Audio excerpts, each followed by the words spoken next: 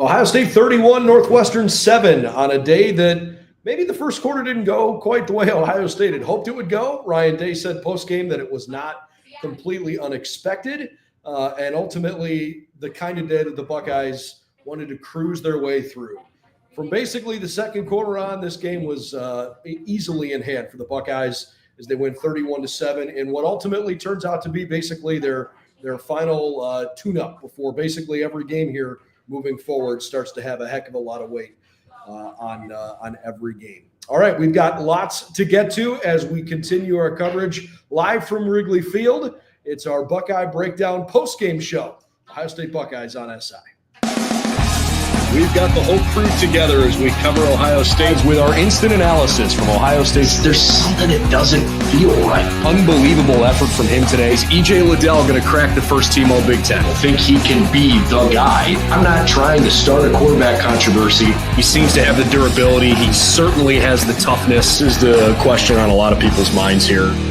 Welcome to Buckeye Breakdown. Well, hey, everyone, and welcome atop the friendly confines, the highest point, I guess, here inside Wrigley Field at the top of the stadium, up in the press box. I'm Brendan Gulick. Kevin Woidke, former Buckeye, is on site but off site. Wrigleyville. Yep, right next to Old Crow, the Ohio State backers bar. So if you hear any errant music, that is probably what you're hearing. I can hear it through the door I'm next to, but we're gonna hope it stays outside and doesn't overpower me. Listen, it's an Ohio State party, and yeah. You know, to be honest, I expected Ohio State to have more fans here than Northwestern did, and I thought it might be significantly so. But I mean, I'm not exaggerating when I tell you that inside the ballpark here, I mean, this felt like 20 or 25-1 Ohio State to Northwestern. This was a sea of scarlet throughout this game, and it was fun, but it was weird to have such a overwhelming presence of Ohio State fans in a road venue. And a game, by the way, Kevin, that Northwestern called as their homecoming game, which made it even stranger. It was wild. I mean, I was walking around Wrigleyville. The largest collection of Northwestern fans I saw was at Chick-fil-A right here. It was funny. It was it's just that's the only time I saw a bunch of purple. It was crazy though. Like coming out of Chicago, there's just a ton of red everywhere. The amount of Ohio plates I saw coming into Chicago this morning was crazy. Yeah, and even just walking around Lincoln Park and Wrigleyville the last couple of days here, an awful lot of scarlet and gray. And listen, there's obviously a strong contingent of Ohio State fans that live in Chicago. It's not like everybody just traveled in for this game. But it was a lot of fun to see Ohio State so well represented on a historic stage. For a game that, you know, certainly means a lot because you're playing and you're trying to, you know, stay as sharp as you can. But the reality is the stakes didn't feel astronomically high. I suppose if you lose the game, that would have been cataclysmic. Yeah. But, you know, I thought the most telling thing I saw early in the game, away from actual on-field action, the ESPN game win probability meter. When Ohio State got to the end of the first quarter, they were losing 7-0, hadn't moved the ball well, you know, all that well offensively. Obviously had a touchdown to Jeremiah Smith that was, you know, called overturned by replay. And Northwestern had moved the ball for 150 plus yards in their first two drives. And it looked like, you know, through 17 minutes of game, Northwestern was basically pitching a perfect game and playing great ball, and the Buckeyes were losing. Ohio State still had an 81% chance to win the game, according to that playoff, or I should say not playoff, the win probability meter. And it was just sort of like, okay, this was the kind of game that you could probably go through the motions a little bit, and eventually it was going to go Ohio State's way. And listen, I don't want to downplay or belittle the effort from Northwestern, because early on, I thought they showed that they had a really good game plan. They had a week off. They schemed Ohio State up pretty well. Lausch made some awesome throws in that first quarter, and it was a good game there for a little bit before Ohio State asserted its will. It was, and I want to make a point while I'm thinking of it. In that first quarter, Denzel Burke, there was an unbelievable catch made on him. I think Jalen Ramsey would have had trouble covering that. That was a perfect pass to the back shoulder away from the DB. Denzel was targeted a lot today, but people are going to be hypersensitive and hypercritical of Denzel, which might be a little justified. He's not living up, or he's not playing to the caliber that I assume he expects and what Buckeye fans came to expect over the first 2 years of his career. It's just interesting that he just hasn't found his confidence. Yeah, I don't really know what it is. I mean, he's kind of had this like roller coaster of a college career. He was unbelievable as a freshman, and then things went south, and it's kind of felt like he's picked it up since then. But he's had some tough moments this year. And you're right, that particular play in the first quarter, the back shoulder throw on the far sideline was unbelievable. It was an unbelievable throw and catch. And it was thrown in a place where you're not going to be able to make a play. Like, okay. But Denzel's had some tough moments this year. And I'll tell you what, the more I see 24 on the field, the more I think to myself, gosh, Jermaine Matthews needs to be playing in some critical, pivotal moments in games because he's proving he's capable of handling it. He's playing very well.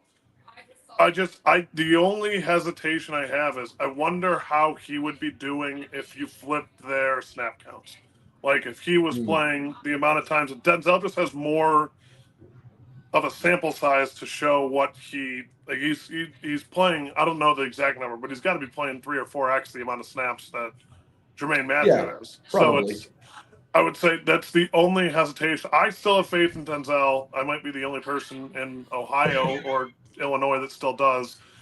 I just think, look at Jalen Hurts, for example. His college career was on a consistent downturn, and then he got to Oklahoma and turned it around. But it's just I think that I don't want to sign off. I don't want to write off Denzel Burke yet before he gets ready to before the season's over.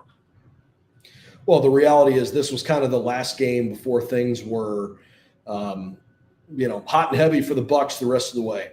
If I'd have told you 365 days ago that with 2 games left in the regular season, and the Michigan game's always the last game of the year, if I'd have told you that the Indiana game felt, infinitely more impactful to Ohio State than the Michigan game, you'd have laughed at me, and so would everybody else. Yeah. And yet here we are today, and Curt Cignetti signs a massive contract extension at Indiana because he's done an incredible job there, and Ohio State is 7 days away from hosting a very good Indiana football team that's top 5 in the country. Right. And so I think the mission today was stay in a rhythm, try to shore up some of the things you wanted to shore up. I thought the run game took a little bit of time to really get going, but ultimately, was impressive. I thought Will Howard on his deep balls today was as accurate on deep shots as he's been all year. That was great to see. I thought his footwork in the pocket was solid. Maybe not perfect offensive line play. You're the expert on that. But I thought all in all, it was fine. A day that you ultimately had something like 400 yards of total offense. Right. And a defense that after giving up an early score stiffened. How about this? Ohio State gives up in its first drive, 11 plays, 59 yards before they forced the fumble. The second drive for Northwestern, 13 plays, 92 yards. Those 2 drives felt backbreaking, right? Ohio State gave up more than 150 yards of offense on 24 plays that took 12 minutes, right, from those first 2 drives. The rest of the way, the next 7 possessions for Northwestern, they had a total of 117 yards, and they never got back on the scoreboard. So the defense definitely got it better. Yep, I agree. I think the offensive line play was there was some pressure that didn't need to be. They didn't play to the caliber that we saw against Penn State. But it's tough. This wasn't a bad defensive line by any capacity. It just they're talented kids. They're smart kids too. It was just I think that it was kind of I hate to say because I saw that's your look ahead game. I think that especially at the beginning of the game, it was kind of they focused a little bit on Northwestern, a lot on Indiana all week, and it showed at the beginning. Ryan Day said post-game that he really considered taking the ball first because he felt like Northwestern was probably going to try to do exactly what they did early in the game. And he ultimately decided he wanted to just kind of stick with okay, here's how we've been going at it this year. We win the toss, we're going to defer. And look, ultimately, because they played well in the second quarter and came out and scored first possession of the third quarter, they kind of, put Northwestern in a spot where the game was clearly at that point decided. Oh, 100%. But I can understand for those, like here Jay weighs in, feeling like maybe right from the opening kick that it didn't go great. There are some fans that would prefer to take the ball first, and I understand that. I always have subscribed to the take the ball first in the second half. Yep. And when your defense is playing as well as this defense is, you trust them. 100%. I think they got that bend don't break, and they let one sneak in, but then they clamped all the way down after that. It was pretty impressive. I apologize. There's a little dog running around here. I just got to let him out the door, and I'll be right back. You never know what you're going to get on a live webcast. So as Kevin attends to his puppy needs, I'll entertain the people with some post-game stats. How about that? Okay, Ohio State, Will Howard, 15 of 24 in the game for 247 yards and 2 touchdowns. Quinshon Judkins and Travion Henderson both really productive on the ground today. Quinshon had 15 carries for 76 yards and, of course, 2 touchdowns. Travion Henderson averaged almost 7 yards per carry, 11 attempts for 74 yards on the day. James Peoples had some good rushing at the end of the game as well when he got in some of that mop-up time. A huge day for Carnell Tate. How cool for him. He's a great kid who has been through an awful lot this year, with the passing of his mom obviously being a focal point for this team. And that's really, really hard to deal with. And it's amazing the way that this team has rallied around him. For him to find the end zone twice, he was targeted 6 times, 4 catches for 52 yards, and made a couple of really impressive acrobatic throws, or I should say catches. The diving catch that nobody saw on television because it got cut off by all the people doing this in front of the camera. Right. That was pretty rad. But no, a huge day for Carnell, and it was cool to watch his teammates interacting with him. You could feel how much this meant, not just to Carnell himself, but to this team to see him play well today. Oh, yeah, you could see it in all the quotes leading up to it. It was pretty evident that this was going to be a big game for him, and honestly, I don't know how it wouldn't be with what he's gone through. I mean, it's just I couldn't respect the guy more. He's been a true professional through everything. It seems like, at least from outside the Woody. But that if he wasn't in the Woody, that's the point of a team and being in a place like that. You need a place to have a sanctuary where you can express yourself however you want. I have no idea what he was like inside. I just can tell you what I saw from the outside, and he's been nothing but a pro about it. And today was a great example of it. Yeah, I didn't see the timing touchdown. You should have heard the bar was just like, what's going on? And then I'll take your word for it. When they saw the replay, it went nuts. But yeah, it was fun. I saw that on the television above me. I'm like, that's a tough sell. Sell. That was a phenomenal. And everyone assumed that Jeremiah Smith was a touchdown at the beginning, right. But yeah, it's already going around social media, so I'm not like breaking the news here, but rather dirty play by number 6 of the defense. Is it Fitzpatrick? To twist Jeremiah's ankle like that? That ain't cool. And in today's day and age, man, you can't hide from that. Well, what's going to happen is he's going to get his receipt. I don't know who Northwestern plays next week, but he's going to take some because it was always talked about in film. It was, hey, watch out for this guy. Hit this guy whenever you can because he's going to try and hurt us if you don't. So that you're going to see Fitzpatrick take some unbelievable shots next week from wide receivers, from linemen, from running backs. I could even see a quarterback hitting him. Like, that's just the gator roll, twisting the ankle, especially when it's against a high-profile player like Jeremiah, where it's going to be all over social media. He got in the heat of it. He was kind of jawing some people on the TV coverage the entire game, and he was all over them. And I'm like, once he did that, I'm like, oh, yeah, no, it wasn't. There's no room for that. There's room for a lot of stuff. I mean, it's the only sport where you can physically assault somebody and it be illegal, but that's something where it's like, you hit somebody, you're not hitting them with the intention to maim or hurt them. And then when you twist somebody's ankle like that, your end goal is to hurt them. Yeah, that's not okay. Not even close to okay. Anthony and I talked about this pregame, just, Ohio State defensively in general. I mean, they're top 6 in the country in scoring defense, total defense, pass defense, rush defense, red zone defense. And today, by the time the full 60 minutes ran out, even though the first 15, 17 didn't go great, Northwestern had only 250 yards of offense. They only ran for 50 yards all game. 17 first downs is actually not too bad, but I think a huge chunk of those came in that first quarter. Oh, yeah. Northwestern was 6 of 16 on third downs. That's plenty good enough to win a game if you're on the defensive side. They only scored 1 out of 4 times in the red zone. Obviously, a couple times they were chasing the game, trying to score touchdowns instead of settling for field goals, but that helps Ohio State's percentage there. Buckeyes forced 3 fumbles. Obviously, one of them they recovered. Northwestern averaged less than 4 yards per play. All things considered, I think Ohio State did a fairly good job today of, controlling the things that they could control. And, they continue to make pretty good adjustments. They've been a really good third quarter team all year. They pitch a second half shutout. This was a solid showing, not a great showing, but a really solid showing that should leave Ohio State feeling really good about how they're playing, knowing that everything's still in front of them. They got Indiana and Michigan the next 2 weeks. If you lost today, gosh, that would have been brutal for what is to come. But you took care of business, and Ryan Day's now 47-0 against unranked teams.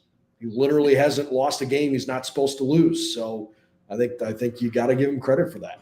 You have to. I mean, he hasn't gotten bit by the upset bug yet, and it's been pretty, honestly, by an unbelievable upset, if that's the term. Like, he's obviously been upset, but it's been by all ranked opponents. I know these guys are going to celebrate a little bit when they get home, but it is something to say about an away game where you got to travel back for most of the day. This game happens in Columbus. There's some guys that will be out of the bars within 2 hours post. At least that's how some of my teammates used to do it. There might be some guys, but, travel home. You're going to be kind of tired. You're probably going to get home, Call of Duty, just dropped Warzone. I could see some guys just spending it in and locking in, because these next 2 weeks it's a motivation for this week, because it's a matter of getting to it's a necessity, and then next week is a bludgeoning of emotion, revenge. They're gonna be laser focused for 2 straight weeks. That it's going to be. I can't wait. I'm going to be in Columbus for the game at the end of the year. I'm excited to feel how the city's buzzing. I got an engagement party, which interesting choice of a weekend, but that's what we're doing. So I'll be in Columbus on Friday, and then spending the day Saturday down there, be in the little tailgate a little bit, and then maybe go out to a bar for the game. I don't know if I'm going to go in. I got my season tickets lined up for next year, but haven't gotten them for this year. So it'll be a fun next couple weeks, I think, especially with Indiana coming to town. All right, let me ask you this before we go, because I think this is like the most pressing question as we leave Wrigley Field. How do you feel about this team's national championship aspirations now that we have reached the point where, they've gotten through everything that they needed to get through, even with a 1-point loss on the road at Oregon? They control their own destiny. They don't need things to happen for them. They can just go take care of business and win the games they're supposed to win here. Do you look at this team now after 10 games and think, yeah, that's how they should have looked after 10 games, or are there still vulnerabilities that concern you? The only vulnerability that concerns me is the lack of confidence the coach has in the field goal kicker. And Anthony talked about it a lot. I mean, I think that there's been some holes in the defense, but they've always somehow figured out a way to sew them up before the end of the drive, barring the Oregon game. I mean, you watch that Penn State game, TJ Warren walked down the field on us, and then they decided to pull their starting guard 4 times in a row. Again, still baffled by that decision-making. But they just held up at the end. And that's where I think the only thing I have is I think this is a national championship team. I've been saying it every year. I think that Oregon loss was more beneficial than it was detrimental because it let them know that, hey, we're not perfect. You have to get right. It's a get right game. And that's where it needed to be done. And if you win that game in Oregon, I said it before, you probably go in the next week to a bye week and you think, oh, I'm all that. And then you beat a bad, after the bye week, I can't remember who we played. Was it Penn State? After Oregon? Well, we played Nebraska. Oregon and then Nebraska. You probably go to Nebraska. Oregon, by Nebraska, Penn State. Yeah, it's probably a trap game against Nebraska because you think you're better than you are. I think these guys are humbled. I think these guys are aggressive. I think these guys are hungry. I think this is the right concoction of emotions for a national championship run. Well, I sure hope they can get it done. It certainly looks like they're talented enough to do it. Especially on the defensive side of the ball, with all of those guys coming back, you had the highest of expectations for that group, and through 10 games, statistically, they've lived up to it. Yes, they have one blip on the radar. It wasn't a massive, terrible defensive performance. I think they proved they're beatable, but you better put a heck of an effort together if you're going to get them. And Ohio State has put themselves in position to achieve what they want to achieve. So, I feel good about their ability to make a run in the college football playoff, but I'm also not naive enough to think that it's just going to be a cakewalk and, you punch your ticket to Atlanta, now. We got a long road in front of us before we start having a conversation like that. I agree. I mean, I think we're going to see Oregon 2 more times before the end of the year. I think that Miami showed exactly what they were last week against the Fighting Yellow Jackets of Georgia Tech. Shout out Nate Brock, tight ends coach, former teammate of mine, former walk-on. But it's just, I think that we're seeing, if I'm going to be where my opinion put on the line, I think we will see Oregon in the Big Ten championship game, and then either in the semifinals or the national championship a third time for a rubber match. Well, they certainly look like the 2 best teams in the country here this year. I think there's a lot of good football in the SEC, but I don't know that we're seeing the elite football we've been used to seeing out of that conference the last few years. It's a little bit deeper. There's more parity in the SEC. I don't even think we could say for certain who's going to play in the SEC championship game. It's still too wide open here with a few weeks to go. So Ohio State's doing its part to make themselves a real force in this thing. And, the best news is they got out of this game mostly healthy. Jeremiah's ankle, I think, was okay. He certainly obviously got back in the game and was fine. It was good to see G. Scott run off the sideline after he was, banged up on the field, and saw him very briefly post-game, and he seemed to be moving fine. So that was good news too. He had a great catch today too. He did on a brilliant throw. Yep. It was a great catch by G. Scott too. I think it was a good team effort by both of them. I think the catch might have been a little better than the throw, but we can agree to disagree. All right, for the G. Scott apologist and G. Scott fan club president, Kevin Woidke. I'm Brendan Gulick. Thanks for hanging out at Wrigley Field. It was a great day. 31-7, Ohio State takes care of business. Much less dramatic than the last time the Buckeyes came to Chicago just a couple years ago. And now it's on to the Indiana Hoosiers, which is fun to say. It's weird to say that they are as good as they are, but it's going to be a fun week in Columbus. Get ready for an enormous game on Ohio State's schedule. And we got everything you need all week long, and certainly the next couple of weeks with 2 big games in front of us. si.com/college/Ohio State. We'll see you soon. Final score from Wrigley Field. Buckeyes 31, Northwestern 7. Go Bucks.